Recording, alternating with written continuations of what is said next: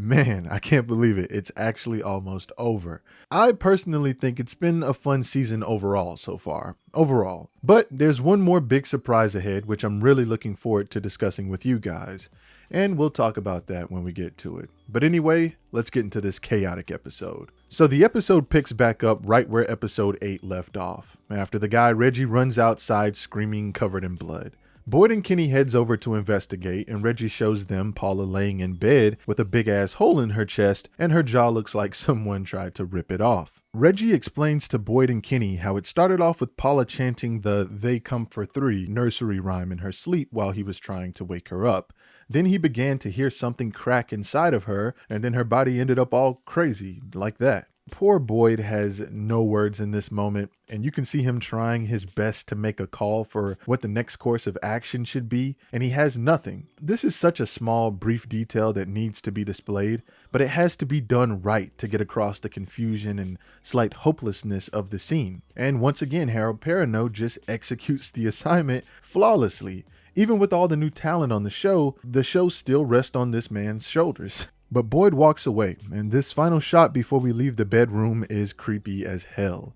It reminded me a lot of one of my favorite guilty pleasure horror movies, Dead Silence, where the victims would have their tongues ripped out. And if you guys haven't seen it, I think you should check it out. It's pretty decent, and it's from James Wan. After Boyd sends Ethan home with Miss Lou, he informs Julie about Paula's death. And he tells Kenny and Julie to warn everyone in town not to go to sleep, while he and Reggie go to Colony House to warn everyone else. But Julie also tells Boyd in this moment about where Jim is. In the next scene, we cut back to Jim, Randall, and Donna, while Randall reveals to her that he saw her at the clinic with the monster corpse, and he thinks that it was some sort of faulty animatronic that they were carrying. But Donna tells him that it was a body because Boyd actually killed one of them. But Randall doesn't believe her because they originally told him that the monsters couldn't be killed, and he thinks that the story is changing because Donna got caught. In this moment, Jim realizes that he has now made a big ass mess and goes to untie Donna, but Randall flips the script and becomes suspicious of him now. Randall tells Jim that he feels like he just put this shit in his head just to see what he would do, which is the same shit Jim's been saying, which is funny because now that's working against him. He goes on to basically ask Jim, how does he know that he's not a part of all of this? And Jim is like, well, because my house collapsed on top of me, dumbass. And once again, Jim tries to go untie Donna, but Randall throws his weak ass to the ground and gets his knife ready to get some slicing in. But Boyd shows up just in time, and he's ready to shoot the hell out of Randall. Randall finally backs away, and Jim cuts Donna loose. Boyd asked everyone, who has the keys. And of course, Randall has the keys. He takes them out and chucks them off into the woods. Now, personally, I think he could have pistol whipped Randall's ass and ran over there to quickly search for the keys. I mean, realistically, he probably didn't throw them any more than about 20 feet away, maybe. I personally think he had enough time to find them, but it was also pretty close to dark, and they also would have had to actually drive back to town. So I don't know. What do you guys think? Do you think they had enough time to go find the keys? Because I do.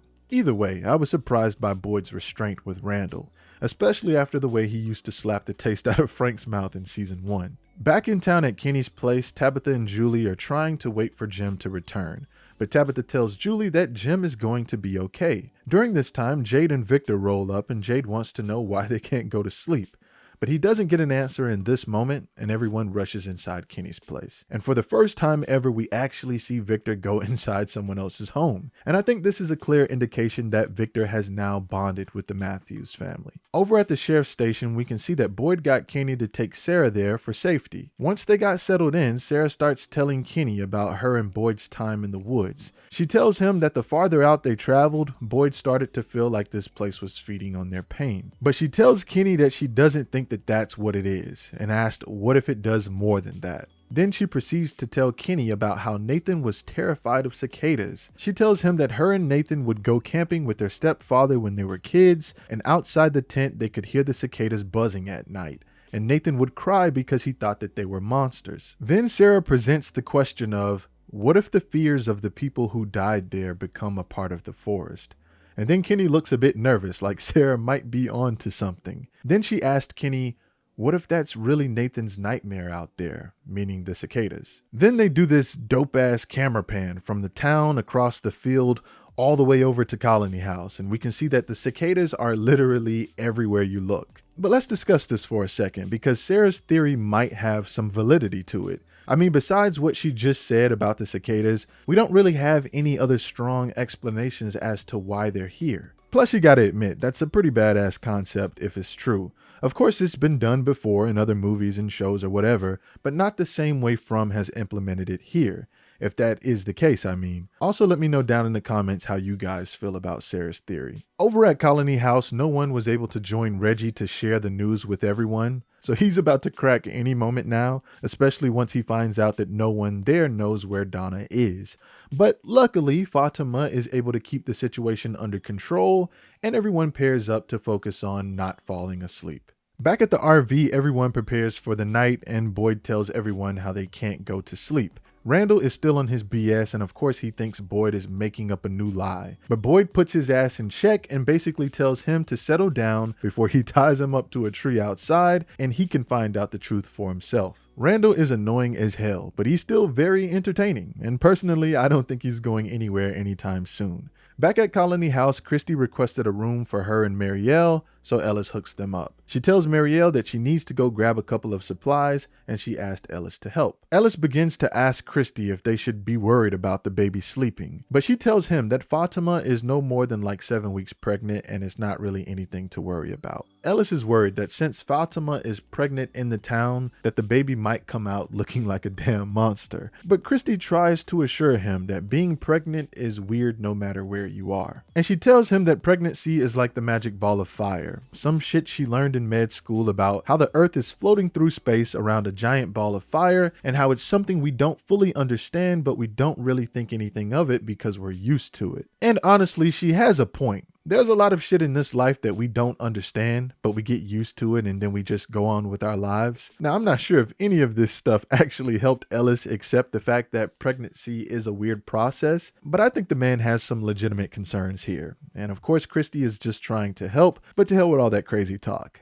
I think she probably left him more confused than what he was before he asked the question. Over at Kenny's house, Tabitha and Jade try to further analyze Victor's drawings, which some of these might actually be Eloise's drawings, or maybe all of them are Eloise's drawings, but I'm just going to continue to refer to them as Victor's drawings. But anyway, Jade finds out that Victor had a sister, and he discovers that there's a drawing of the Civil War soldiers he saw back in season 1. Tabitha reveals to him that the drawings all came from stories that Victor's mom would tell him. She also shows Jade the drawing of the lighthouse, and she tells him about saving the children and how she has had dreams about walking up the steps there. Alright, so I don't know if I feel like these are the fears of people who have died there, or if these are things that were created by Victor's imagination. Of course, it's all purposely confusing because this is what the writers want, but it almost feels like maybe the things that Victor draws from his mom's stories are things that come to life. But that can't be true, right? Because the town and the monsters were issues before he arrived there with his mom and sister. But then on top of that, maybe there were never any monsters there to begin with. Victor's memories are so convoluted that he might not be a reliable source of information about the early days of the town. Maybe he created all of this, which I know that this was a lot of people's theories beforehand, but it looks like it might be a possibility. But how do you explain someone like Martin, who's much older than Victor and likely arrived way before he did? I mean, we already knew his role had to be much larger than just being some random prisoner who knew things about Boyd. And also, I'm thinking that if there weren't monsters there before Victor got there, maybe that's the way he viewed the people there, and maybe that's what they became. I don't know. There's just still too many missing pieces at this time to have a more concrete theory. But anyway, back to the recap. So Miss Lou barges through the door and brings out some board games, which isn't a bad idea to try to keep everyone awake. But then Ethan decides to rain on the parade by asking if his dad is going to die. Then he asks the group if they're all going to die, and reveals to them that everyone died when Victor was young, and Victor tells him that it won't happen like that again. But Ethan is like, how do you know? And Victor didn't have shit to say in response to that question. Julie tries to get Ethan to remember the Cromanacle story, so he'll be brave. But he doesn't give two shits about the story in this moment. Then Victor tells him that his mother used to say that everything is a story, and that we're the ones who get to decide how it ends. Then Ethan comes back with a cold ass but fair response and tells Victor, what about your mama? Did her story end the way she wanted? And that's basically what he said. I just added a little more spice. Then Ethan jumps up and storms his little disrespectful ass down the hallway. I mean, little Ethan was so disrespectful to Victor that he almost made Miss Lou speak clear English. But honestly, little Ethan gets a pass, because the kid has been pretty well behaved so far throughout the whole show. So I think it's cool if he finally has a little moment. You know, he needs to blow off some steam. Then we cut back to the RV where we see Boyd coating the bullets with the infected monster juice, while Jim and Randall try to understand what Boyd is planning to do. Donna makes the suggestion that they should send Randall's crazy ass outside to test out the bullets, and it's clear that Donna just wants to get Randall away from the rest of them, rightfully so. In this moment, we can hear the monsters outside screaming as they begin to approach the RV. Boyd gives Randall the option of going out and shooting the monsters, and Randall agrees. But at this time, Donna realizes that something strange happens as she looks out the window. The monsters approach the RV slowly, and then they just stop and freeze in place. And then suddenly they all begin to hear the music box playing, but it's not visible anywhere inside the RV.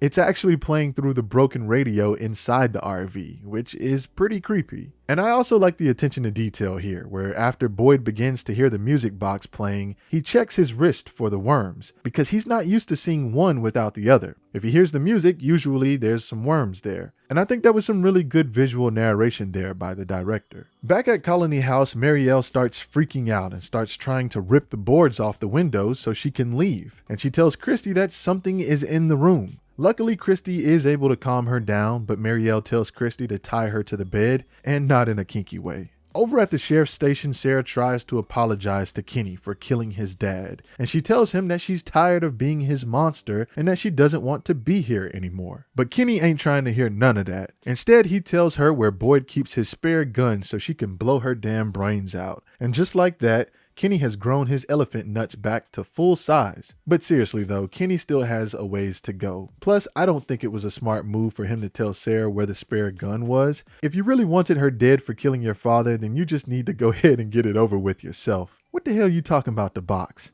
Hell with the box. If you killed my father and I walk around all day with a gun right in front of you, well, there's really not much else to talk about at that point. We would have had your ass wrapped up by now and you would have been burning outside with Grin and Gary. Back at Colony House, Reggie is ringing the bell and yelling at everyone to stay awake. And overall, he's just scared shitless and has lost all hope. Fatima tries to calm him down and Ellis tries to help and gets thrown to the side. And once again, Elgin has to step in to the rescue and he restrains Reggie. Then Reggie starts yelling out, telling everyone how they're all going to die eventually. And, well, technically he's not wrong. Over at the RV, Boyd tries to get everyone out before the music stops, but unfortunately they run out of time. Right after the music stops, they all begin to hear something knocking from underneath the RV, like something is trying to get inside. The lights inside the RV begin to flicker, and I think this is the moment Randall becomes a believer, mainly because he saw that the radio was playing music while it was obviously destroyed. But it was still pretty funny to see that he was the first one to get the hell out. Boyd breaks the glass so Donna and Jim are able to get out, and he tries to buy them time by firing at the monsters. During this time, someone calls out to him from inside the RV, and we find out that it's his wife, Abby. She says to him, "Come back to me," and in the distance we can hear Donna yelling for Boyd to come on. As the monsters begin to approach, he continues to shoot at them, and eventually he is able to join Jim and Donna back in the van, and they make it out safely. Then we check in on Randall, who took off into the woods alone, but unfortunately he runs into a swarm of cicadas. He tries to get away, but you guys know idiots in horror movies always like to trip and fall on nothing, and that's exactly what happens to Randall. The cicadas begin to latch on to him and they begin to quickly crawl into his mouth. And now we have some things to talk about from this scene. So first, we gotta talk about the knocking that was coming from underneath the RV. What the hell do you guys think it was? It could have been the monsters. Maybe they were digging from underneath the ground trying to get into the RV maybe. I mean, we know they live underground, so that's a possibility. Or maybe it was some completely different creature entirely. It definitely tried to use the same trick that they attempted to use on Boyd in the woods when he first saw Abby calling out to him in season 1. Also, what do you guys think she meant by "come with me"? Maybe this was just a trick by the town. Or maybe Abby was right, and after she got herself killed, she actually did find a way out and she was trying to get Boyd to join her to rescue him. And don't forget, earlier in the season, Martin asked Boyd, what if Abby was right? And what if the answer has been right underneath our nose this whole time and they all need to die to wake up? Of course, this could be wrong, but that's just my theory right now, or at least one of them. Then Boyd used the special bullets on the monsters, and we didn't get to see anything happen immediately. But that doesn't mean that it didn't work. After Boyd cut Grinning Gary, it actually took a while for the parasites to kick in.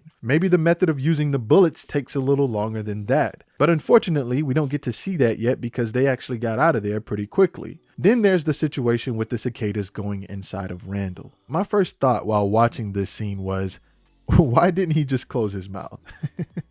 I mean, there may have been some supernatural force holding his mouth open, but I mean, that's up for debate. But now we have to see if he's dead, or maybe this is the process of how they become a monster. You guys let me know your thoughts on all of this. But anyway, back at the sheriff's office, Sarah decides to play Russian roulette and tells Kenny that she's going to let the town decide if she should die or not. So she puts the gun to her head and starts pulling the trigger. But Kenny takes the gun from her and he's like, what the hell is wrong with you? And he decides to save her from killing herself. Whatever. And don't get me wrong, it's not that I want Sarah dead, it's just that we keep talking about it and I'm like, well, what the hell are we gonna do here? You know, we gonna get rid of her or what's up? We gonna forgive her? What's going on? Then we jump back to Colony House where Fatima is checking on everyone. At this time, Tilly tells Fatima that she handled the chaos in the house quite well and that she'll make a great mom. Fatima is shocked by this, of course, because she never told Tilly. Tilly tells her that she has 4 kids and 7 grandchildren and that she knows an expecting mother when she sees one. And once again, Tilly just be knowing shit. I personally think she comes up with these explanations like having a lot of kids or telling Boyd she knew about his trip because others were talking about it as basically a cover-up. I think naturally she knows things about people in the town. But see, here's the thing though, I don't think Tilly is malicious. I think she might be more of a guide for the people who are trapped there. Like she can't tell them how to get out, but she's kind of there as moral support so people can find their own way out. And that's sort of my theory on Tilly. I mean, she could still be a mole, but I don't think she is. Also, in this moment, Elgin tells Fatima that he just remembered his dream. But before he can spit it out, Boyd, Donna, and Jim arrive back at the house. Then we cut back to Christy and Marielle upstairs as Christy walks away to get Marielle something to drink. While Marielle is left alone, she begins to hear something crawling around and buzzing in the room, and somehow the cicadas have made their way inside. They fly over to Marielle and begin to latch on to her. And at this time, Christy returns and she sees Marielle trying to fight something off of her, but she can't see anything. Marielle begins to choke in this moment, and I'm pretty sure we can assume that the cicadas have now crawled deep inside of her as well. Downstairs, Boyd and Donna are trying to get everyone under control, and Jim wants to take off so he can get back to his family. But luckily, they hold Jim at gunpoint to get his ass to settle down, because we don't want the doors open, we don't want no monsters getting up in here, or cicadas. Upstairs, we see Marielle choking and her eyes have turned gray. Christy starts panicking and Boyd tries to calm her down, but then he gets pulled away because Ellis tells him that there's something that he needs to hear. Downstairs, Elgin finally tells everyone about his dream, and he mentions that it kind of triggered his memory when Fatima said that she was pregnant. But of course, Boyd wasn't aware of this yet, and now he's just shocked. There's a lot of stuff going on right now, and the man hasn't really had a second to take a breath. But he's able to get Elgin back on track, and Elgin tells him about how the boy in white was chanting the nursery rhyme we heard last episode. But Elgin doesn't know the whole thing, so Bacta steps in and tells everyone. They touch, they break, they steal, no one here is free. Here they come for 3, unless you stop the melody. After that, we jump back to Kenny's house where Tabitha and Jade are discussing Victor's mom and how saving the kids could be the way out. Then suddenly during this conversation, we can hear Julie screaming, and then the episode ends with us finding our number 3. All right, so that's 9 down and 1 more to go. I can't believe it. They grow up so fast. I think what Sarah mentioned this episode about the forest using everyone's fears was pretty interesting, and I'd like to know what you guys thought about that. Also, do you guys think the special bullets worked? And I actually might put up a community poll for this one, but I mean, do you think it just took a while to kick in, or do you think it didn't work at all? Anyway, hopefully we get some confirmed news soon of a season 3. Right now, everything you're seeing about an early season 3 renewal is all unconfirmed information. I have personally checked with MGM directly and they have not made any confirmations yet. The information online could be leaked and true, but it's just not confirmed yet. I'm pretty confident though that the show will indeed get a season 3. We just gotta hold tight right now until we hear something. But as always, I thank you guys for watching and I'll catch you next time.